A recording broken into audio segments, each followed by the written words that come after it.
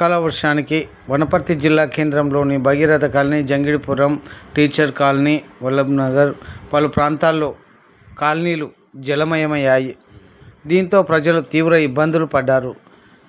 Wanaparthy municipal అధికారులు పట్టించుకోకపోవడం వల్ల నీరు ఇండ్ల మధ్యలో నిల్వ ఉంటుందని వెంటనే అధికారులు స్పందించి నీటిని తొలగించాలని కాలనీవాసులు కోరారు.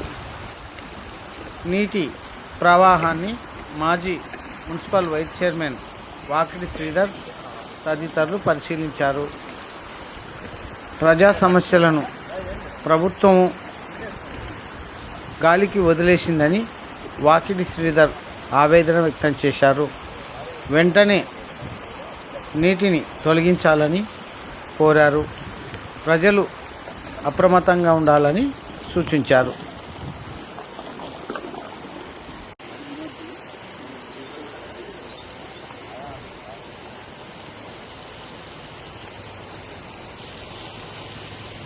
ఈరోజు కురిసినటువంటి భారీ వర్షాలకు లోతట్టు ప్రాంతాలైనటువంటి రాజీవ్ గురుకల్ప, SC ST hostel, Jangidipuram, Vengalrao colony ఈ విపరీతమైనటువంటి వరద నీరు రావడంతో ప్రజలు చాలా తీవ్ర ఇబ్బందులు ఎదుర్కొన్నారు.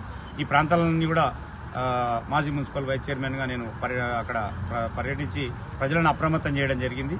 మరీ లోతట్టు ప్రాంతమైన రాజీవ్ గురుకల్ప మొదటి అంతస్తులోకి వరద నీళ్లు మరికుంట చెరువు నుండి విపరీతంగా రావడంతో ప్రజలు చాలా తీవ్ర ఇబ్బందులకు గురవుతూ ఉన్నారు. అక్కడ ఉన్నటువంటి పేద ప్రజలందరూ కూడా అప్రమత్తంగా ఉండాలని పిలుపునివ్వడం జరిగింది.